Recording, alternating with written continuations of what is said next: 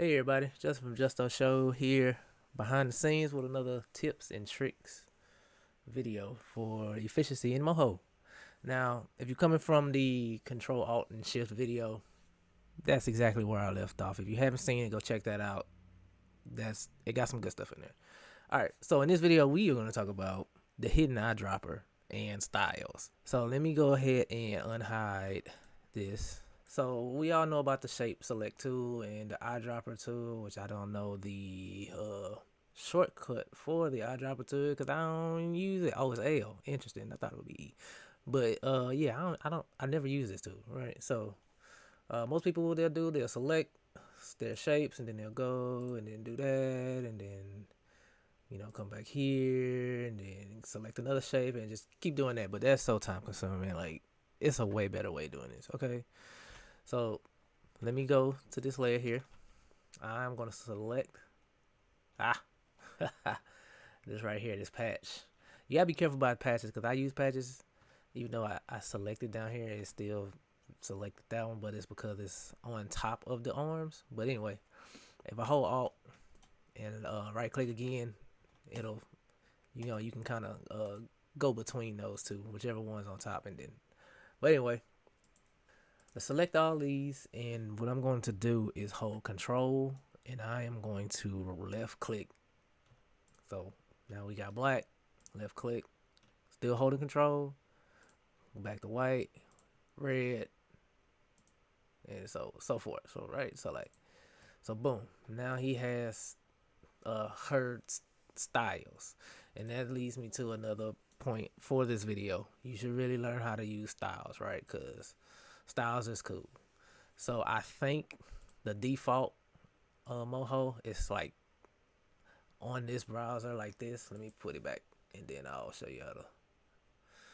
If I remember correctly, yeah. So yeah, most people will have their stuff like this. You can click this right here, advance, but then you lose this, real estate. So that's why I come here, go to document, and uncheck styles. Boom, right here. Because I need all this real estate, you know what I'm saying? But anyway, let's create a new style. So we're going to create a new style. Now, I do my lines and colors different. Like, I separate them, but you don't have to. But I'm going to do that. I'm just going to show you how I do mine. So I'm going to say, and tutorial line.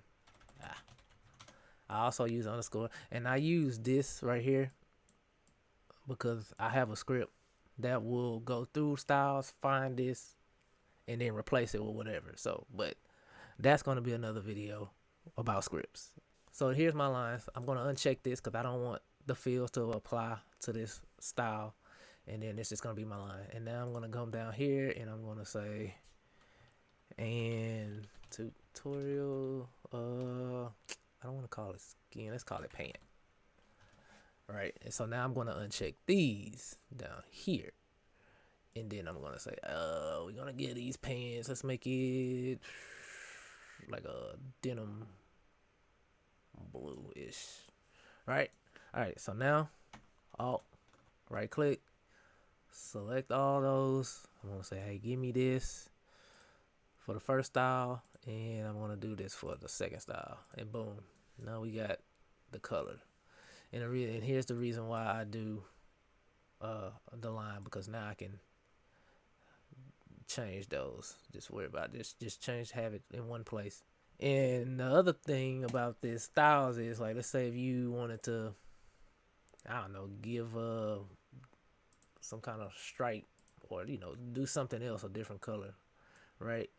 You can just click on this and then check this, and then this color will override the style of the skin, and then you can do whatever you want right here.